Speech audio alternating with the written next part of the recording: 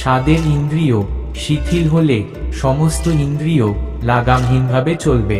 কেউ আপনাকে শিক্ষা দিতে পারে না, কেউ আপনাকে আধ্যাত্মিক করতে পারে না। নিজের ভেতর থেকে সব কিছু শিখতে হবে। আত্মার চেয়ে ভালো শিক্ষক আর নেই। এই পৃথিবীতে আপনি যদি কারো প্রতি কোনো উপকার করেন, মানুষ সেটাকে গুরুত্ব দেবে না, কিন্তু আপনি সেই কাজটি বন্ধ করার সাথে সাথেই আপনাকে বখাটে ঘোষণা করতে দ্বিধা করবে না। আমার মতো আবেগপ্রবণ মানুষ আমাদের কাছের মানুষদের দ্বারা প্রতারিত হয়। সত্যিকারের সফলতা এবং সুখের সবচেয়ে বড় রহস্য হলো এই যে পুরুষ বা মহিলা বিনিময়ে কিছুই চায় না, সম্পূর্ণ নিঃস্বার্থ মানুষই সবচেয়ে সফল। ধর্ম আমাদের জাতির প্রাণশক্তি।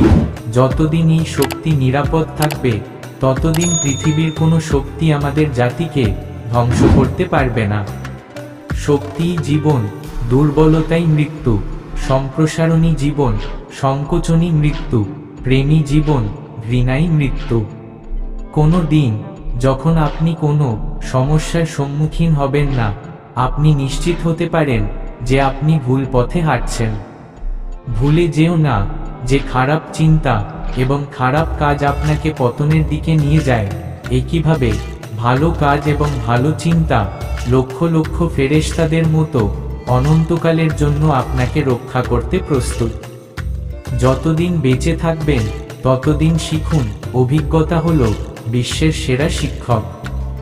আমরা যা আমাদের চিন্তাভাবনা আমাদের তৈরি করেছে, তাই আপনি কি ভাবছেন তা সতর্ক থাকুন। শব্দগুলো গৌণ, চিন্তা বেঁচে থাকে, তারা বহুদূর ভ্রমণ করে।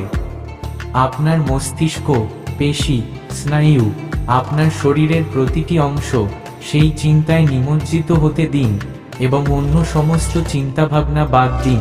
এটাই সফলতার পথ। শিক্ষা কি যে বই শিক্ষা? না। এটা কি বিভিন্ন ধরনের জ্ঞান? না, এটাও না। যে সংযমের মাধ্যমে ইচ্ছাশক্তির প্রবাহ ও বিকাশ নিয়ন্ত্রণে আনা হয় এবং ফলপ্রসূ হয়, তাকে শিক্ষা বলে। আমাদের এমন শিক্ষা দরকার যা চরিত্র গঠন করে, মানসিক শক্তি বৃদ্ধি করে, বুদ্ধিমত্তার বিকাশ ঘটায় এবং মানুষকে নিজের পায়ে দাঁড়াতে সক্ষম করে। আপনি নিজেকে বিশ্বাস না করলে আপনি ঈশ্বরে বিশ্বাস করতে পারবেন না।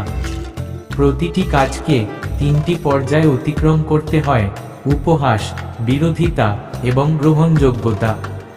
দিনরাত উচ্চ চিন্তায় আপনার মনকে পূর্ণ করুন, প্রাপ্ত ফলাফল অবশ্যই অনন্য হবে। বহু দেশ ভ্রমণের পর আমি এই সিদ্ধান্তে উপনীত হয়েছি যে সংগঠন ছাড়া পৃথিবীতে কোনো মহৎ ও স্থায়ী কাজ করা যায় না। আমরা যদি ঈশ্বরকে আমাদের অন্তরে এবং প্রতিটি জীবের মধ্যে দেখতে না পাই, তবে আমরা কোথায় খুঁজতে যাব? আকাঙ্ক্ষার সাগর সর্বদাই অতৃপ্ত। তার চাওয়া পূরণ হওয়ার সাথে সাথে সে আরও গর্জন করে। একজন মানুষ যত বেশি মমতা, দয়া এবং ভালোবাসায় পূর্ণ হবে, সে পৃথিবীকে একই রকম দেখতে পাবে।